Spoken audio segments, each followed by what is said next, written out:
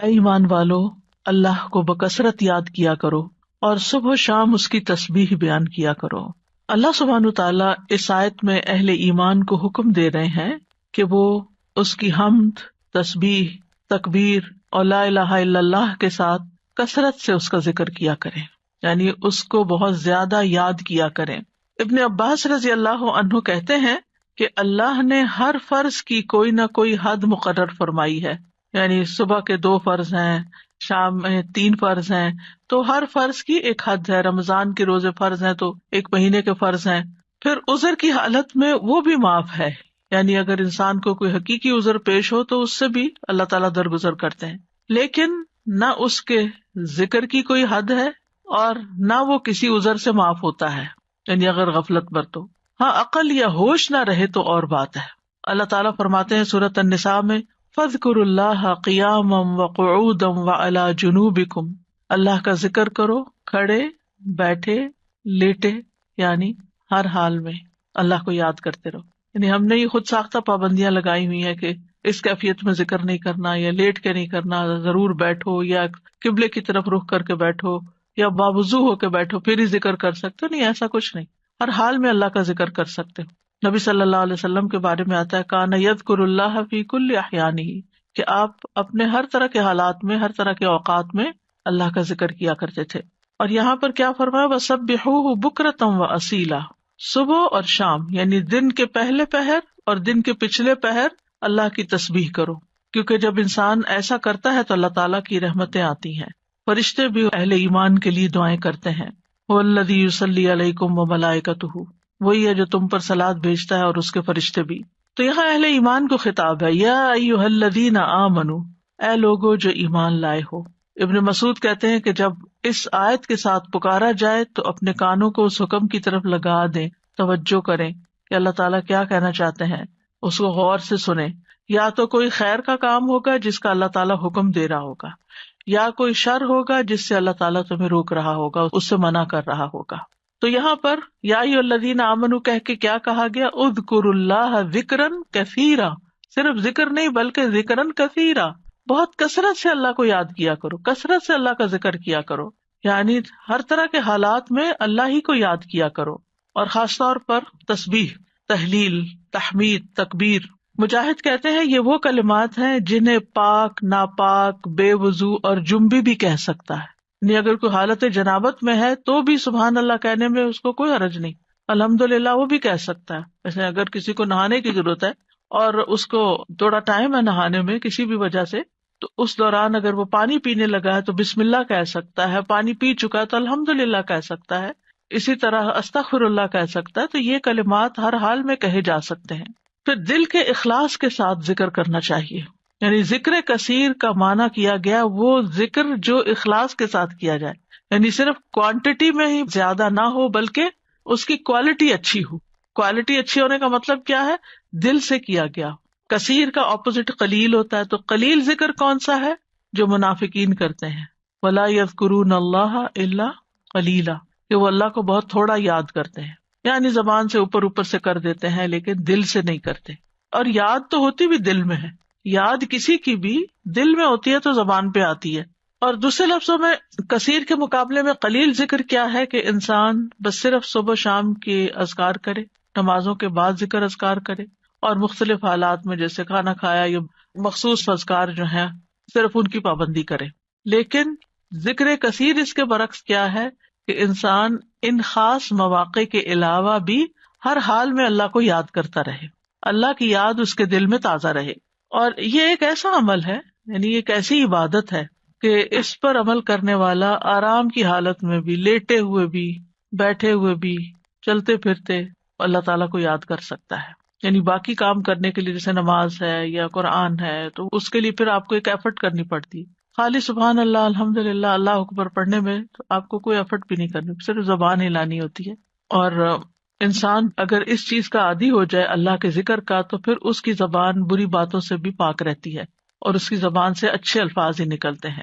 اور یہ جو ہم نے اپنے اوپر ایک ڈسپلن کے لیے پابندی لگائی تھی کہ کم از کم 100 دفعہ استغفار دن میں کرنی ہے، کم از کم 100 دفعہ سبحان اللہ پڑھنا، ٹھیک ہے، لیکن اس کا یہ مطلب نہیں کہ 100 دفعہ گنتی پوری ہوگی تو اب اس کے بعد کوئی پابندی لگ گئی یا آگے بس دروازہ بند ہے اور اس سے آگے نہیں جا سکتے. اتنا تو منیمم کریں ہی، یعنی اپنے آپ کو پابند کرے. کیونکہ جب انسان کسی بھی کام کے لیے اپنا ٹارگٹ سیٹ کر لیتا ہے نا کہ آج دن میں یہ کام میں نے اتنی دفعہ کرنا ہے یا فلاں اور فلاں کام، آپ کی ٹو ڈو لسٹ ہوتی ہے، تو آپ پھر اس کو چیک کرتے رہتے ہیں کہ ہاں یہ کام ہو گئے. اور اگر آپ نے کوئی ٹارگٹ نہیں سیٹ کیا ہوا، ہاں میں کروں گی، تو پھر وہ کام نہیں ہو پاتا.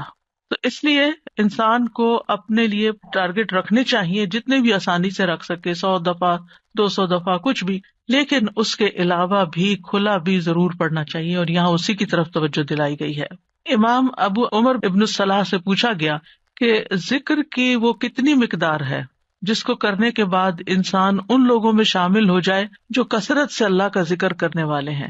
قرآن مجید میں آتا نا، والذاکرین اللہ کثیرا والذاکرات اعد اللہ لہم مغفرۃ واجرا عظیما، کہ جو بہت زیادہ اللہ کا ذکر کثرت سے کرتے ہیں، مرد ہیں عورتیں ہیں، اللہ نے ان کے لیے بہت بڑا اجر تیار کر رکھا ہے اور بخشش عطا کرے گا اس کو. یعنی وہ پھر کیا ہے، یعنی کتنا کرے کہ ہم ایسے خوش قسمت لوگوں میں شامل ہو جائیں.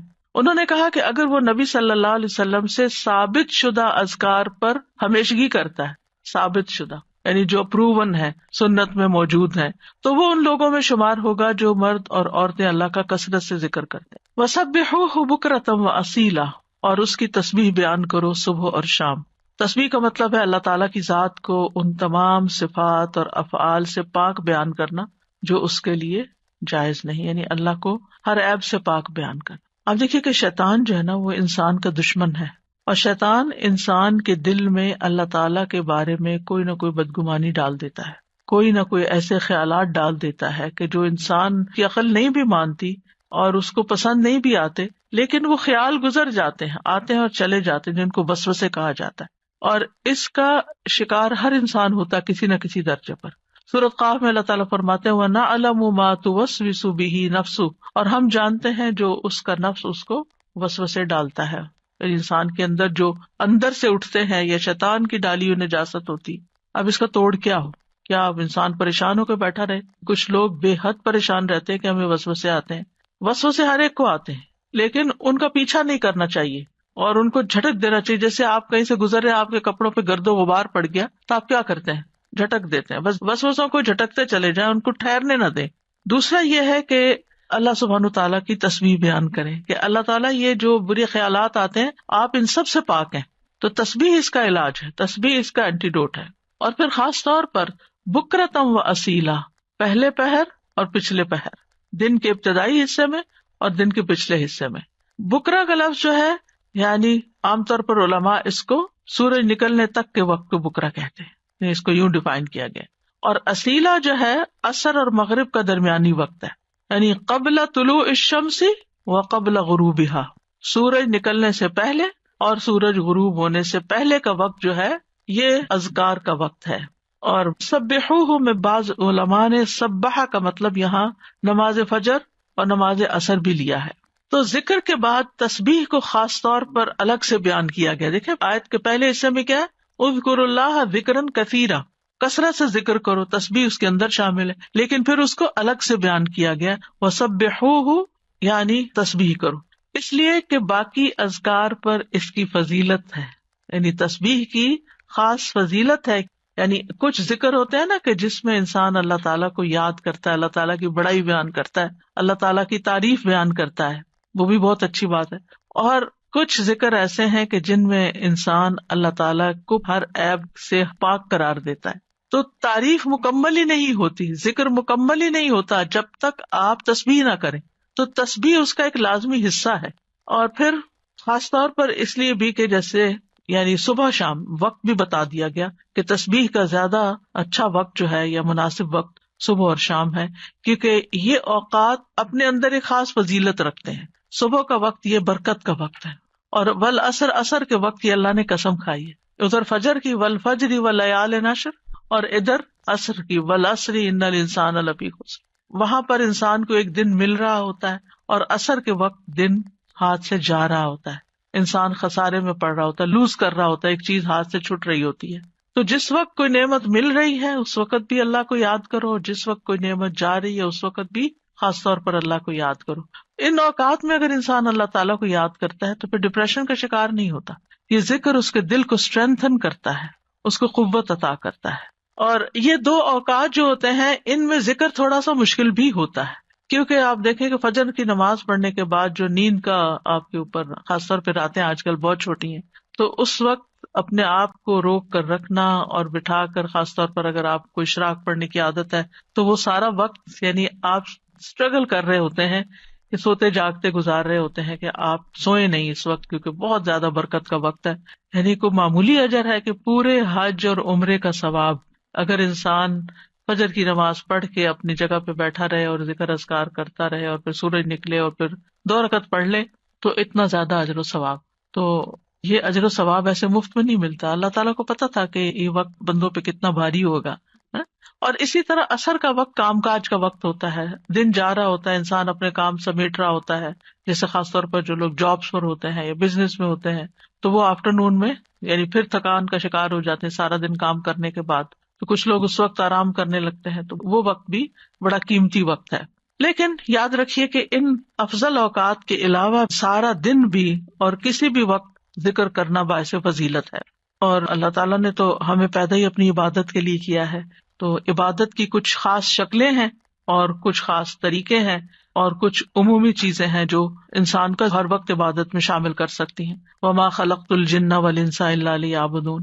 امام نووی کہتے ہیں کہ اس آیت سے پتہ چلا کہ بندے کی افضل حالت وہ ہے جب وہ اپنے رب کا ذکر کر رہا ہوتا ہے اور وہ ان اذکار میں مصروف ہوتا ہے جو رسول اللہ صلی اللہ علیہ وسلم سے وارد ہوئے، یعنی جو آپ نے بتائے ہیں یا آپ نے کیے ہیں. اور اس طرح انسان اپنی زندگی کا مقصد پورا کر رہا ہوتا ہے. اس کے علاوہ ہم دیکھتے ہیں کہ تمام مخلوقات اللہ کا ذکر کرتی ہیں. تسبح لہ السماوات السبع، 7 آسمان اللہ کی تسبیح بیان کرتے ہیں. کبھی ہمیں خیال نہیں آیا آسمان کی طرف دیکھتے ہوئے کہ یہ تسبیح کر رہا ہے، اور یہ نہیں 7 کے 7 کر رہے ہیں. والارض، یہ زمین جس پہ ہم چلتے ہیں، جس پہ ہم چیزیں اگاتے ہیں اور جس پہ گھر بناتے ہیں، یہ زمین بھی اللہ کی تسبیح بیان کرتی ہے. ومن فیہن، اور جو مخلوق ان کے اندر ہے، آسمان و زمین کے بیچ میں یا زمین کے اندر، چھوٹے چھوٹے کیڑے مکوڑے، ہر چیز، بڑے بڑے آبجیکٹس سبھی تسبیح کرتے، چرند پرند حیوان انسان.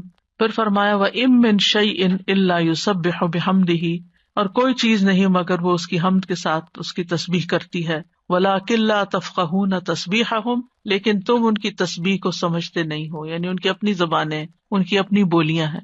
إِنَّهُ كَانَ حَلِيمًا غَفُورًا، بے شک وہ ہمیشہ سے بے حد بردبار، نہایت بخشنے والا ہے. داؤد علیہ السلام کے بارے میں ہم جانتے ہیں کہ ان کے ساتھ پرندے اور پہاڑ تسبیح کیا کرتے تھے. وَسَخَّرْنَا مَعَ دَاوُودَ الْجِبَالَ يُسَبِّحْنَ وَالطَّيْرَ، ہم نے داؤد کے ساتھ پہاڑوں کو مسخر کیا جو تسبیح کرتے تھے. فرشتے تسبیح کرتے ہیں. وَالْمَلَائِكَةُ يُسَبِّحُونَ بِحَمْدِ رَبِّهِمْ وَيَسْتَغْفِرُونَ لِمَنْ فِي الْأَرْضِ، فرشتے اپنے رب کی حمد کے ساتھ تسبیح کرتے ہیں اور زمین والوں کے لیے بخشش کی دعائیں کرتے ہیں. حاملین عرش جو ہیں وہ خاص طور پر اللہ کا ذکر کرتے ہیں. ان سب میں آپ دیکھیے، چاہے زمین آسمان کی ہر چیز ہو، چاہے فرشتے ہوں، چاہے پیغمبر ہوں، سب کے ساتھ تسبیح کا لفظ آ رہا ہے کہ تسبیح کرتے ہیں. یعنی خالی ذکر نہیں آیا بلکہ تسبیح آیا ہے. تو اس سے بھی تسبیح کی فضیلت پتہ چلتی ہے. سبحان اللہ و بحمدہ، سبحان اللہ العظیم، تسبیح بیان کرنا یعنی اللہ تعالیٰ کو ہر عیب سے پاک قرار دینا کہ اس میں کوئی نقص نہیں، کوئی کمی نہیں، وہ پرفیکٹ ہے، کوئی عیب نہیں، اس کا کوئی فیصلہ غلط نہیں، اس کا کوئی حکم، اس کا دین، ہر چیز صحیح ہے، جو بھی اس نے بنائی ہے پرفیکٹ بنائی ہے. تو الذین یحملون العرش ومن حولہ یسبحون بحمد ربہم، جو فرشتے عرش اٹھائے ہوئے ہیں اور جو اس کے ارد گرد ہیں، سب اپنے پروردگار کی حمد کے ساتھ اس کی تسبیح کر رہے ہیں، یعنی سارے کے سارے تسبیح کرتے ہیں. اور جہاں تک ذکر کا تعلق ہے تو قرآن مجید میں ذکر کا لفظ بھی آتا ہے، یعنی عمومی ذکر، تسبیح کے علاوہ جو بھی ذکر ہو، اللہ اکبر ہو، الحمدللہ ہو، لا الہ الا اللہ ہو، یا اور جو اذکار ہمیں بتائے گئے صبح شام کے. تو دیکھیے کہ مومنوں کی جو مختلف صفات بیان ہوئی ہیں ان میں صرف ذکر کے ساتھ کثرت کا لفظ آیا ہے. سورۃ الاحزاب کی آیت نمبر 35 ہے نا، ان المسلمین والمسلمات والمؤمنین والمؤمنات والقانتین والقانتات والصادقین والصادقات والصابرین والصابرات والخاشعین والخاشعات والمتصدقین والمتصدقات والصائمین والصائمات والحافظین فروجہم والحافظات والذاکرین اللہ کثیرا والذاکرات.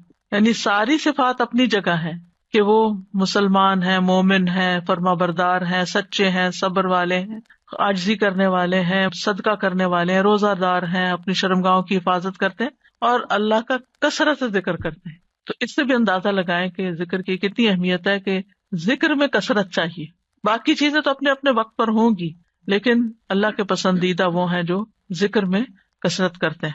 جیسا کہ سورۃ آل عمران میں آتا ہے الذین یذکرون اللہ قیاما وقعودا وعلی جنوبہم، جو اللہ کو یاد کرتے رہتے ہیں کھڑے بھی، یعنی کچھ کام ہم کھڑے ہو کے کرتے ہیں، کھڑے ہو کے تھک جاتے ہیں تو وقعودا بیٹھ جاتے ہیں اور پھر لیٹ جاتے ہیں. تو چاہے کھڑے ہوں، چاہے بیٹھے ہوں، چاہے لیٹے ہوں، وہ ذکر نہیں چھوڑتے، ہر حال میں ذکر کرتے رہتے ہیں. یہ ان کی صفت ہے. یعنی ذکر کے لیے صرف کوئی وقت یا جگہ مخصوص نہیں ہے بلکہ ہر حال میں. اور پھر جو اس کا اجر ہے، نبی صلی اللہ علیہ وسلم نے فرمایا کیا میں تمہیں تمہارا بہترین عمل نہ بتاؤں جو تمہارے مالک کے نزدیک اچھا اور پاکیزہ عمل ہے اور تمہارے درجات میں سب سے زیادہ بلند ہے، سونا چاندی کے خرچ کرنے سے بہتر ہے، اللہ کی راہ میں جہاد کرتے ہوئے تمہارے کفار کی گردنیں مارنے اور ان کے تمہاری گردنیں مارنے سے بھی افضل ہے. صحابہ نے عرض کیا کیوں نہیں؟ آپ نے فرمایا اللہ تعالیٰ کا ذکر. یعنی بعض اوقات انسان سوچتا ہے نا کہ میں تو کچھ کر نہیں پا رہا، لوگ تو بڑے بڑے نیکی کے کام کر جاتے ہیں، اتنے مالدار ہیں، وہ اتنا صدقہ خیرات کرتے ہیں. خاص طور پر انسان جب ایسی چیریٹیز کے بارے میں سنتا ہے جو لوگ بہت آگے بہت بڑے بڑے کام کرتے ہیں تو انسان سوچتا ہے کہ میرے پاس تو کچھ ہے ہی نہیں کرنے کے لیے، میں تو ان کے برابر کبھی آ ہی نہیں سکتا. کچھ لوگ ہر سال حج عمرے پہ چلے جاتے ہیں، انسان سوچتا ہے میں تو یہ بھی نہیں کر سکتا. اسی طرح کچھ لوگ اور بڑے بڑے کام کر رہے ہوتے ہیں، خدمت خلق کے بڑے کام کر رہے ہوتے ہیں. آپ کبھی کبھی پڑھتے ہیں نا کہ مخصوص شخصیات کے بارے میں، اس نے اتنے ہزار لوگوں کو مسلمان کیا، انسان سر پکڑ کے بیٹھ جاتا ہے کہ ہم نے تو ایک کو بھی نہیں شاید کیا. تو اسی طرح فلاں شخص نے اتنے 100 مسجدیں افریقہ میں بنوا دی، کہتے ہم نے کیا کیا. تو اپنا بہت ہی چھوٹا لگتا ہے بھی چھوٹا، ایسا کچھ نہیں، لیکن اس وقت کیا چیز انسان کو حوصلہ دلاتی ہے کہ پھر اگر ہمارے یہ وسائل نہیں ہے یا ہم یہ نہیں کر سکے، خواہ ہماری طلب تھی کہ ہم یہ کر سکیں. کچھ کام ہوتے ہیں جو انسان کے ڈریمز ہوتے ہیں، کاش میں زندگی میں یہ کر لوں، لیکن پھر بھی نہیں، حالات اجازت دیتے، وسائل نہیں ہوتے. لیکن ذکر کر کے آپ ان ساری چیزوں سے آگے نکل سکتے ہیں، کیونکہ جو لوگ بڑے بڑے کام کرتے ہیں ان کے ساتھ بڑے خطرات بھی ہوتے ہیں کہ کبھی کسی وقت دل میں ریاکاری آ جائے، کسی وقت دل میں تکبر آ جائے، لوگ تعریف کر کر کے دماغ خراب کر دیں. تو جو چپکے سے بیٹھ کے کہیں نہ کہیں اپنے کام کاج میں لگا ہوا ذکر کر رہا ہے، اس کا تو کسی کو پتہ ہی نہیں کہ وہ کیا کر رہا ہے، وہ کتنے خزانے جمع کر رہا ہے. تو اس لیے جو چیز ہمارے ہاتھ میں ہے ہم اس کو تو گریب کریں، اس اپرچونٹی کو تو نہ جانے دیں، اس وقت کو تو نہ ضائع کریں، اس میں تو ہمارا کچھ بھی خرچ نہیں ہوتا. اور نبی صلی اللہ علیہ وسلم نے یہ بھی فرمایا، صحیح مسلم میں ہے، سبق المفردون قالوا وما المفردون یا رسول اللہ قال الذاکرون اللہ کثیرا والذاکرات. اچھا یہاں نوٹ کریں کہ ذکر کرنے والوں میں عورتوں کے نام بھی ساتھ ساتھ ہیں، کہ یہ صرف مردوں کے لیے نہیں ہے، عورتیں بھی اس میں شامل ہیں. نبی صلی اللہ علیہ وسلم نے فرمایا مفردون سبقت لے گئے، آگے چلے گئے، سابقون بن گئے. صحابہ نے پوچھا اللہ کے رسول مفردون کون ہے؟ آپ نے فرمایا اللہ کا بہت زیادہ ذکر کرنے والے مرد اور عورتیں، یہ مفردون ہیں جو اللہ کے قریب ہو گئے. تو ذکر ایک ایسی چیز ہے کہ جو انسان کو اللہ کا قرب عطا کرتا ہے، اور بھی بے شمار فائدے ہیں. جہاں تک صبح و شام کے اذکار کا تعلق ہے تو سورۃ غافر میں آتا ہے، نبی صلی اللہ علیہ وسلم کو ارشاد ہے وَسَبِّحْ بِحَمْدِ رَبِّكَ بِالْعَشِيِّ وَالْإِبْكَارِ، اور صبح اور شام اپنے رب کی حمد کے ساتھ اس کی تسبیح کیجیے. یہ ڈائریکٹ حکم ہے. جو پہلے آیت میں نے آپ کو سنوائی تھی اس میں بھی حکم ہے صبح و شام کا، اور یہاں بھی ابکار کا لفظ ہے، وہاں بکرا کا ہے، یہاں ابکار کا لفظ ہے، عشی والابکار، یعنی روٹ ایک ہی ہے لیکن تھوڑا سا تبدیل ہو گیا ہے. سورۃ طٰہٰ میں بھی آتا ہے فاصبر علی ما یقولون وسبح بحمد ربک قبل طلوع الشمس وقبل غروبها ومن آناء اللیل فسبح واطراف النہار لعلک ترضی. سو ان باتوں پہ صبر کیجیے جو وہ کہہ رہے ہیں، اور سورج طلوع ہونے سے پہلے اور اس کے غروب ہونے سے پہلے اپنے رب کی حمد کے ساتھ تسبیح کیجیے. تو تسبیح کا خاص وقت جو ہے، ویسے تو سارا دن کر سکتے ہیں، خاص اوقات یہ بتائے جا رہے ہیں جو قرآن میں خود بتا دیے گئے. اور رات کے کچھ اوقات میں بھی بس اس کی تسبیح کیجیے. رات کے کچھ اوقات میں جیسے حضرت فاطمہ رضی اللہ تعالیٰ عنہا کو نبی صلی اللہ علیہ وسلم نے تھکاوٹ کا علاج کیا بتایا تھا؟ تسبیحات. تو اپنا آخری کام تسبیح کیا کیجیے. نبی صلی اللہ علیہ وسلم خود بھی یعنی جب تک نیند نہیں آتی تھی تسبیح ہی کیا کرتے تھے. اور رات کے کچھ اوقات میں بھی بس تسبیح کیجیے، اور دن کے کناروں میں، تاکہ آپ خوش ہو جائیں. تو اس سے کیا پتہ چلتا ہے؟ یہ خوش ہونے کا نسخہ ہے خوش ہونے کا راز ہے اس میں، خوشی حاصل کرنے کا ذریعہ ہے. یعنی اگر آپ چاہتے ہیں کہ آپ کا دل مطمئن ہو، خوش ہو، تو آپ کو ان اوقات میں لازماً تسبیح کرنی چاہیے. اور جو ان اوقات میں تسبیح نہیں کرتے وہ غافلین میں شمار ہوتے ہیں، کیونکہ اللہ تعالیٰ فرماتے ہیں وَاذْكُر رَبَّكَ فِي نَفْسِكَ تَضَرُّعًا وَخِيفَةً وَدُونَ الْجَهْرِ مِنَ الْقَوْلِ بِالْغُدُوِّ وَالْآصَالِ وَلَا تَكُن مِّنَ الْغَافِلِينَ. اور اپنے رب کا ذکر کیجیے اپنے دل میں عاجزی اور خوف سے، بغیر بلند آواز کیے، چپکے چپکے، دل ہی دل میں، صبح اور شام کے وقت، اور آپ غافلوں میں سے نہ ہونا. یعنی جو ان اوقات میں تسبیح نہیں کرتے، ذکر نہیں کرتے، وہ غافل شمار ہوتے ہیں. اور خاص طور پر اس وقت میں جو تھوڑا سا بھی ذکر کیا جاتا ہے اس کا اجر بہت زیادہ ہے. رسول اللہ صلی اللہ علیہ وسلم نے فرمایا جو لوگ نماز فجر سے سورج نکلنے تک اللہ کا ذکر کریں، مجھے ان کے ساتھ بیٹھے رہنا زیادہ پسند ہے. کیونککہ نبی صلی اللہ علیہ وسلم کو حکم دیا گیا تھا نا، وَاصْبِرْ نَفْسَكَ مَعَ الَّذِينَ يَدْعُونَ رَبَّهُمْ بِالْغَدَاةِ وَالْعَشِيِّ يُرِيدُونَ وَجْهَهُ. آپ ان لوگوں کے ساتھ رہیے، ان کے ساتھ بیٹھیے جو اپنے رب کو صبح شام پکارتے ہیں اور ان سے اپنی نگاہیں نہ پھیریے. تو آپ نے فرمایا مجھے ان کے ساتھ بیٹھے رہنا زیادہ پسند ہے بنسبت اس کے کہ میں اولاد اسماعیل سے 4 غلام آزاد کروں. ایک وہ نیکی ہے اور ایک ایسے لوگوں کی کمپنی میں بیٹھنا جو اس وقت اللہ کا ذکر کرتے ہیں، اور میں ایسے لوگوں کے ساتھ بیٹھا رہوں جو نماز عصر سے سورج غروب ہونے تک اللہ کا ذکر کرے. یہ زیادہ پسندیدہ ہے اس سے کہ 4 غلام آزاد کروں. تو نماز عصر کے بعد کا وقت بھی صرف جمعے کا دن نہیں، کیونکہ ہم عام طور پر جمعے کے دن پھر بھی تھوڑا سا بہتر کر لیتے ہیں، لیکن عام دنوں میں ہم اس وقت کو دھیان نہیں کرتے. ٹھیک ہے، اگر اس وقت میں آپ کے کچھ مخصوص کام ہے گھر کے یا واک کا وقت ہے یا کوئی بھی، تو اس وقت کی برکت کی وجہ سے کہ یہ ذکر کا خاص وقت ہے. اور آپ نے یہ بھی دیکھا ہوگا کہ پرندے بھی صبح کے وقت سورج نکلنے تک چہچہا رہے ہوتے ہیں، اور پھر اس کے بعد جب چڑیا اپنے گھونسلوں کو جاتی ہیں اور جو ہی سورج غروب ہو جاتا ہے تو خاموشی سے سونے لگتی ہیں. تو یہ اوقات بھی یعنی ایک نیچرل تسبیح کے اوقات ہیں. اور ابھی آگے بھی وہ ذکر آئے گا، تسبیح آئے گی جو آپ نے حضرت جویریہ رضی اللہ تعالیٰ عنہا کو سکھائی تھی، وہ بھی انہی اوقات میں پڑھنے کی تسبیح ہے. اور صبح کے وقت ذکر کرنے سے شیطان کی گرہیں کھل جاتی ہیں انسان سے. جب انسان صبح کے وقت اٹھتا ہے اور پھر وضو کرتا ہے، نماز پڑھ لیتا ہے، ذکر کر لیتا ہے، تو حشاش بشاش خوش مزاج ہوتا ہے، ورنہ سستی ہوتی ہے اس کو. پھر اسی طرح یہ ہے، رسول اللہ صلی اللہ علیہ وسلم نے فرمایا بنی آدم کے ہر انسان کو 360 جوڑوں پر پیدا کیا گیا ہے، اس کے جسم میں 360 جوڑ لگے ہوئے ہیں. بس جو شخص اللہ اکبر، الحمد للہ، لا الہ الا اللہ، سبحان اللہ، استغفر اللہ کہے، لوگوں کے راستے سے پتھر یا کانٹا یا ہڈی ہٹا دے، یا نیکی کا حکم دے یا برائی سے روکے، تو یہ اس کے 360 جوڑوں کے شمار کے برابر ہے. اور وہ اس دن جب شام کرے گا تو اپنے نفس کو جہنم کی آگ سے دور کر لے گا. یعنی جو اپنے جوڑوں کا صدقہ روزانہ نکال لیتا ہے، اور یہاں مالی صدقے کے بارے میں بات نہیں ہو رہی، یہاں اذکار کی بات ہو رہی ہے خاص طور پر، یا کچھ کام ہے جس سے دوسروں کی تکلیف ہٹانا مقصود ہے، تو انسان اپنے آپ کو جہنم کی آگ سے آزاد کر لیتا ہے. ابن عثیمین کہتے ہیں کہ صبح و شام کی اذکار اپنے پڑھنے والوں کے لیے اس قدر وسیع، عظیم فوائد اور برکات پر مشتمل ہے کہ ان کا احاطہ نہیں کیا جا سکتا، ان کو بیان نہیں کیا جا سکتا. ان میں سے کچھ فائدے جیسے دل اور روح کی غذا ہیں ان اوقات کے اذکار. انسان کے دل کو سکینت ایک نصیب ہوتی ہے، ٹھہر جاتا ہے دل، ایک راحت محسوس ہوتی ہے، ایک مسرت محسوس ہوتی ہے. پھر اسی طرح دنیا اور آخرت میں امن اور سلامتی کا ذریعہ ہے. دنیا اور آخرت میں سلامتی کا ذریعہ ہے، کیونکہ پروٹیکشن کی دعائیں ہیں، اس میں حفاظت کی دعائیں ہیں. پھر خیر و برکات کے دروازے کھولنے کا سبب ہے. پھر چوتھی چیز ہے اجر و ثواب کے حصول کا ذریعہ ہے، یعنی بہت زیادہ اجر و ثواب ہے ان اوقات میں اذکار کا. پھر پانچویں چیز ہے شر کے واقع ہونے سے پہلے، یعنی کسی تکلیف کے آنے سے پہلے اور واقع ہونے کے بعد اسے ہٹانے کا ذریعہ ہے. ویسے بھی نبی صلی اللہ علیہ وسلم نے فرمایا نا، دعا اس مصیبت میں بھی فائدہ دیتی ہے جو واقع ہو چکی ہے، اور اس میں بھی فائدہ دیتی ہے جو ابھی واقع نہیں ہوئی، جو ابھی مصیبت نہیں آئی. اے اللہ کے بندو دعا کو لازم کر لو. تو یہ صبح شام کی دعائیں ہی ہیں ایک طرح سے ان میں زیادہ تر. پھر ان اذکار میں انسان اللہ کی نعمتوں اور مہربانیوں کا اعتراف کرتا ہے، یعنی صبح شام کے اذکار جو ہے یہ اللہ کی پے در پے نعمتوں کا اعتراف ہے. جیسے سید الاستغفار میں کہتا ہے نا، ابو لک بنعمتک علیہ، اللہ جو تیری نعمتیں مجھ پر ہیں میں ان کا اقرار کرتا ہوں، ایکنالج کرتا ہوں. اللہ تعالیٰ کی مہربانیوں اور اس کے احسان پر اس کا شکر ادا کرنا ہے.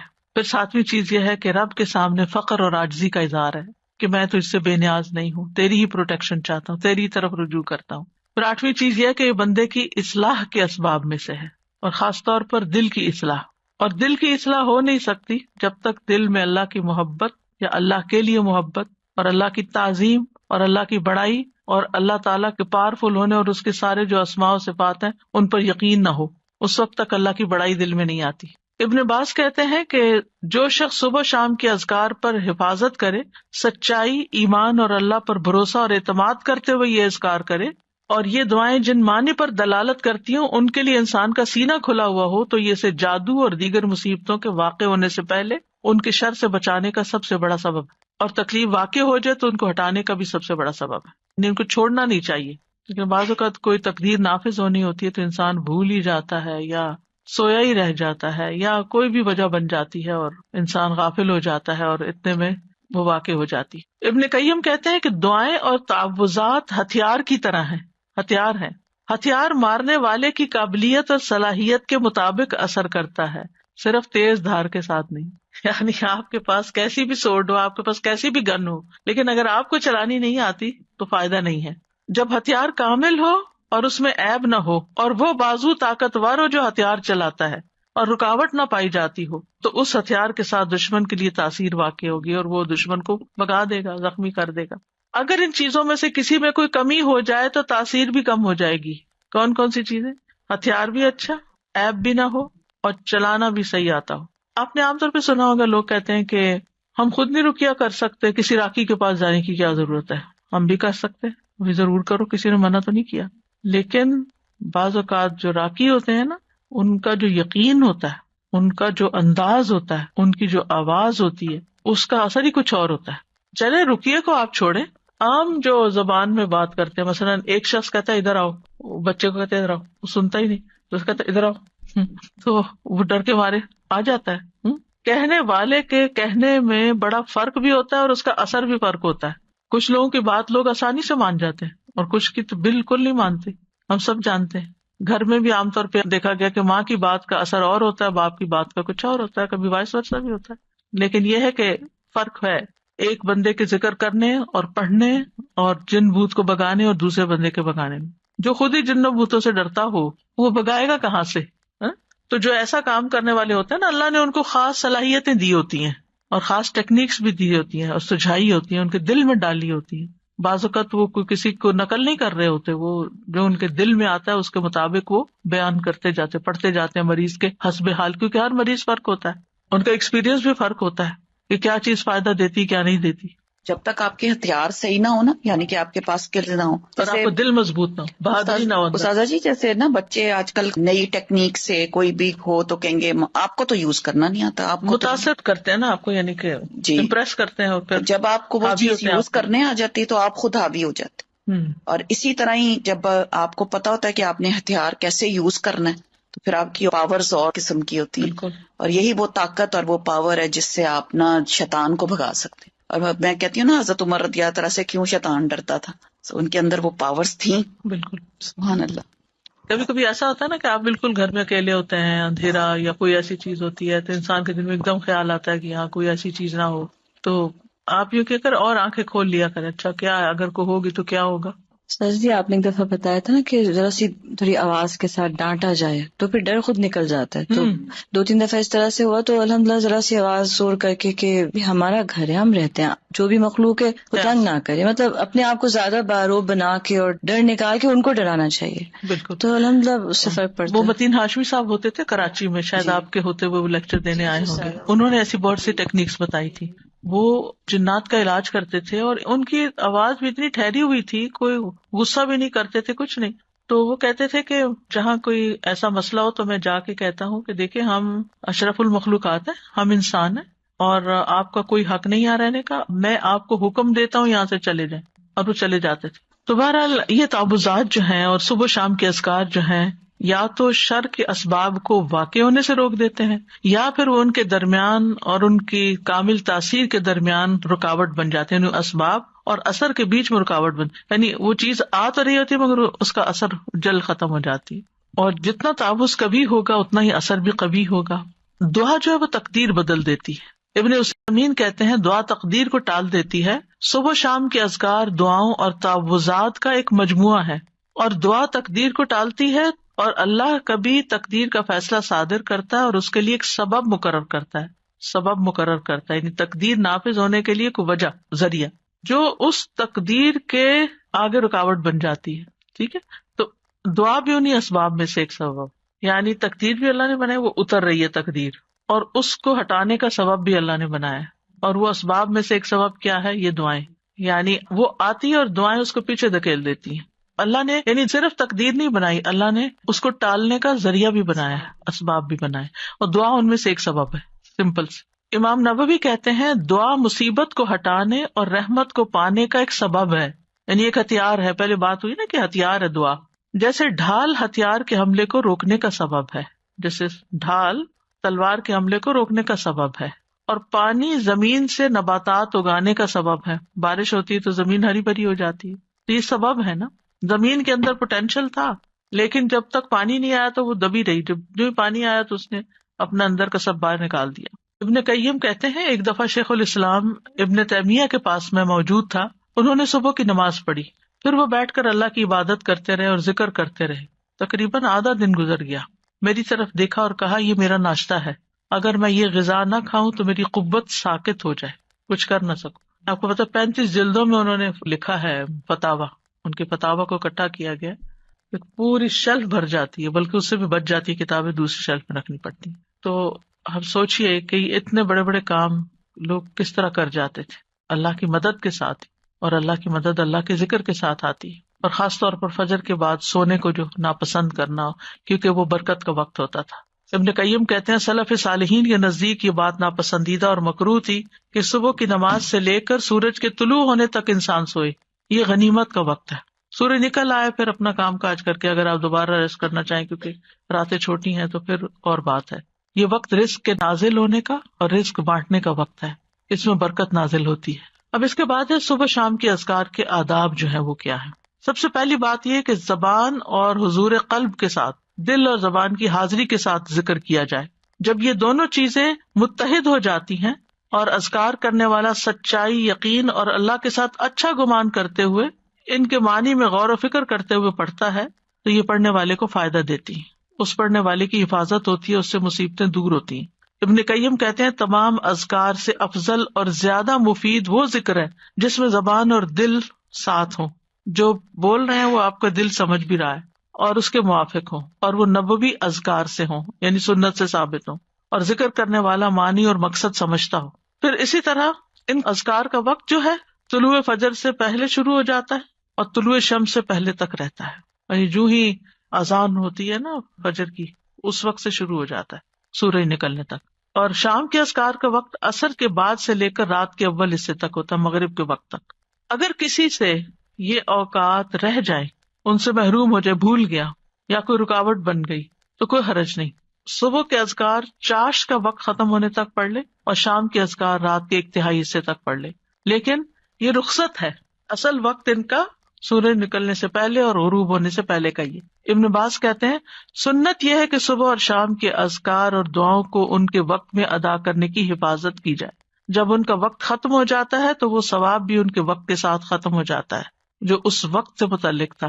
اب صبح شام کے اذکار میں سب سے پہلا ذکر آیت الکرسی کا ہے. آیت الکرسی کیا ہے؟ اللہ لا الہ الا هو الحی القیوم آخر تک. صبح شام آیت الکرسی پڑھنے سے حفاظت ملتی ہے، یعنی حدیث سے بھی ثابت ہے، خاص طور پر جنات کے اثر سے بچاؤ ہوتا ہے. آیت الکرسی میں آپ دیکھیں اللہ سبحانہ تعالیٰ کا تعارف ہے، اس کے اسماء و صفات ہیں.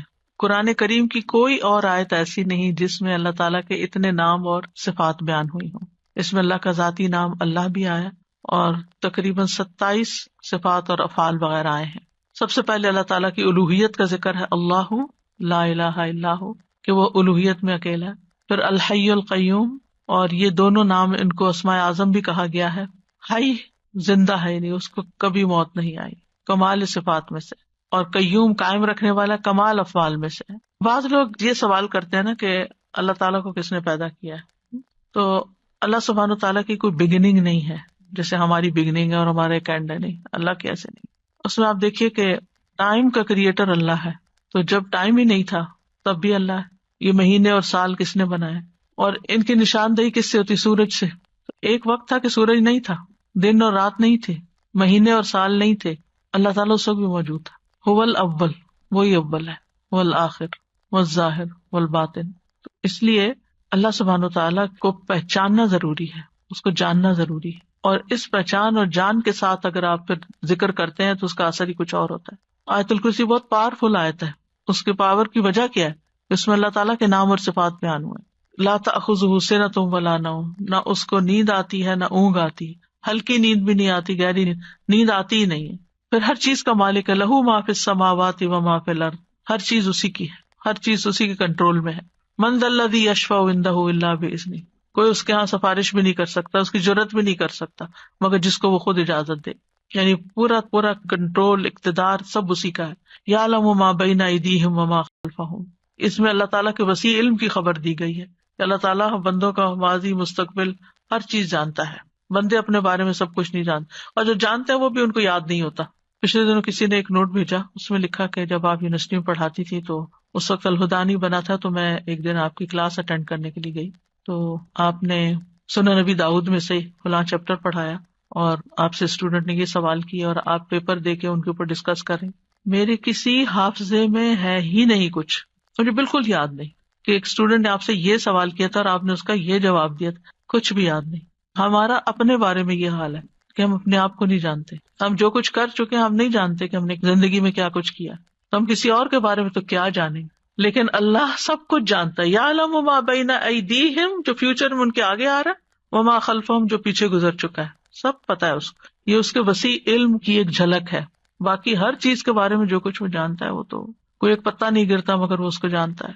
خشکی میں، سمندر میں، آسمانوں میں، زمین میں، کسی پتھر کے اندر ایک دانہ بھی چھپا ہوا تو مثقال ذرۃ فی السماء والارض ولا یحیطون بشیء من علمہ الا بما شاء، اور جو اس کا علم ہے اس میں سے کوئی اس کے علم کا احاطہ ہی نہیں کر سکتا مگر جتنا وہ چاہتا ہے. یعنی اس کے علم کا بہت تھوڑا حصہ انسانوں کو ملا. جیسے خضر اور موسیٰ علیہ السلام کے واقعے میں آتا ہے نا کہ وہ جب کشتی میں بیٹھے تو ایک چڑیا نے پانی کی چونچ میں لیا تھا کہ بندوں کا علم اللہ کے علم کے مقابلے میں ایسا ہی جیسے چڑیا کی چونچ میں پانی اس سمندر کے مقابلے. ساری مخلوق کا علم اتنا سا ہے، بس اس پر تو پھر ہم بھروسہ کرتے ہیں، اس علم کے اوپر ہم فخر کرتے ہیں، اور جو اللہ کا علم ہے اس کی طرف کبھی توجہ ہی نہیں کی. وسع کرسیہ السماوات والارض، اللہ کی عظمت کے ساتھ ساتھ اس کی مخلوقات کی عظمت کو بیان کیا گیا. یہاں کرسی جو اللہ کی مخلوقات میں سے ایک مخلوق ہے، وہ آسمان و زمین پہ چھائی ہوئی ہے، ہر چیز کو انکمپس کیے ہوئے. پھر جو اس کا بنانے والا ہے اس کی عظمت کیا ہوگی. اور کرسی جو ہے وہ رب تعالیٰ کے دونوں قدموں کی جگہ ہے. استاذہ جی، مجھے خیال آ رہا تھا کہ اللہ سبحانہ تعالیٰ کے بارے میں، اللہ سبحانہ تعالیٰ کے بھیجے ہوئے علم سے استفادہ کرنا یہ کتنی زیادہ ایک آنرڈ چیز ہے. تو ہم خود بھی اس آنر کو آنر نہیں کرتے، کیونکہ آپ دیکھیں کہ کوئی سمر سے یا کوئی پچھلے سال سے آپ کسی سے ملتے ہیں، لوگ کہتے ہیں اچھا ہم یہ فلاں یونیورسٹی کا یا آن لائن کورس کیا، یا ہم نے یہ کیا، یا ہم یہ کیا. تو آپ کیا کریں؟ نہیں، ہم تو بس لسنر بن کے یہاں کلاس اٹینڈ کر رہے ہوتے ہیں. We don't even honour this knowledge that has come from اللہ سبحانہ تعالیٰ کمپیئر ٹو کہ ایک چھوٹا سا کوئی سرٹیفکیٹ کورس، کوئی ٹیک کا کوئی کچھ کر دیا. ٹھیک ہے، وہ بھی علم نافع ہوگا، لیکن اس کا فائدہ سامنے نظر آ رہا ہے نا، اس کا فائدہ جمع ہو رہا ہے، ابھی نظر نہیں آ رہا. جی، تو بس یہ ہماری ویکنس ہوتی ہے کہ جو چیز ہمیں نظر آتی ہے ہم اس کو زیادہ ویلیو کرتے ہیں بنسبت اس کے کہ جو نظر نہیں آتی. سارا جی، پڑھنے اور نہ پڑھنے میں بھی بہت فرق نظر آتا ہے کہ جس دن نہیں پڑھتے، جس دن نہیں اٹینڈ کرتے، آن لائن ہوتے ہیں اور آن کیمپس ہوتے ہیں، اس کا بھی بہت فرق نظر آتا ہے. آپ کو روشنی ایسی ملتی ہے، اور جس دن آپ نہیں پڑھتے اس دن آپ کو اندھیرا سا، سستی سی. And there are so many things I can tell. جیسے سورج نکلنے والا دن اور بادلوں والا دن ہوتا ہے نا، بالکل ایسا ہوتے تو دونوں دن ہیں. ولا یؤودہ حفظہما، اور ان دونوں کی حفاظت اللہ تعالیٰ کو تھکاتی نہیں، بوجھل نہیں کرتی. یعنی آسمانوں اور زمین کی حفاظت اور ان کے اندر جو کچھ ہے وہ اللہ سبحانہ و تعالیٰ کے کامل کنٹرول اور اقتدار میں ہے، اور وہ ان میں سے ہر چیز کی ٹیک کیئر کرتا ہے. دیکھیں ہم اپنی کیپیسٹی میں سب بات سمجھنے کے لیے ایک چھوٹا سا بھی کام ہمارے ذمہ ہوتا ہے نا، گھر کا ایک چھوٹا سا کام، تو وہ بھی کر کے تھک جاتے ہیں. کون سا کام ایسا ہے جسے آپ کر کے تھکے نہ ہو نا؟ کلیننگ ہے یا کوکنگ ہے، کچھ بھی ہے، کوئی بھی زندگی میں کام ہوتے ہیں. بچوں کی ٹیک کیئر کرنا ہے، پڑھنا ہے، ہر کام کر کے ہمیں ریسٹ چاہیے ہوتا ہے، ہمیں تھکاوٹ ہو جاتی.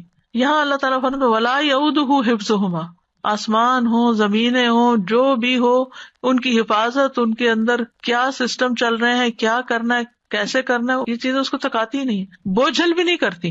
چلے بعض اوقات ہمیں فزیکل تھکاوٹ نہیں ہوتی، یعنی جسمانی تھکاوٹ نہیں ہوتی، لیکن ہم مینٹلی تھک جاتے ہیں، یعنی اکتاہٹ شروع ہو جاتی ہے ہمیں. ایک کام اگر روز کرنا شروع کر دیں تو ہم بور ہو جاتے ہیں. چند سال کوئی کام کر لیں تو اس سے بھی ہم تھک جاتے ہیں، چاہے کتنا ہی اچھا کام ہو. اللہ سبحانہ و تعالیٰ کو یعنی یعودو کا لفظ صرف تھکاوٹ کے لیے نہیں آتا، بوجھل پن کے لیے بھی آتا.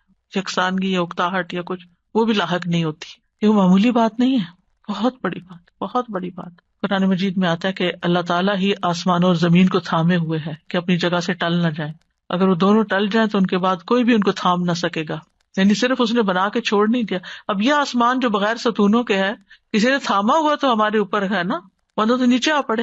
وَهُوَ الْعَلِيُّ الْعَظِيمُ، اور وہ بہت بلند، یعنی مطلق بلندی ہے اس کی، اور عظیم بہت عظمت والا ہے. کوئی مخلوق میں اس کے مشابہ نہیں، کسی کی وہ بڑائی نہیں. لیکن افسوس یہ کہ ہم مخلوق کو پھر بڑا سمجھتے ہیں اور اس کی بڑائی محسوس نہیں کرتے کہ وہ بڑا ہے. جس دن یہ یقین آ گیا نا کہ وہ بڑا ہے، تو پھر لوگوں کی ناراضگی، لوگوں کی پسند ناپسند کا خوف، یہ ساری چیزیں نکل جائیں گی. پھر اللہ کے حکم پر عمل کرنا بھی آسان ہوگا کہ اللہ بڑا ہے نا، اللہ میرے شوہر سے بھی بڑا ہے، اللہ میرے بہن بھائیوں سے بھی بڑا ہے، اللہ اس سوسائٹی سے بھی بڑا ہے، اللہ سارے فلاسفر سے اور سارے قانون دانوں سے اور سارے سائنٹسٹ سب سے بڑا ہے، تو اس کا حکم بھی سب سے بڑا ہے میرے لیے. پھر آپ کو کوئی بھی اس کا حکم ماننے میں مشکل لگے گی نہیں. تو بہرحال آج اتنا ہی کرتے ہیں انشاءاللہ تعالی.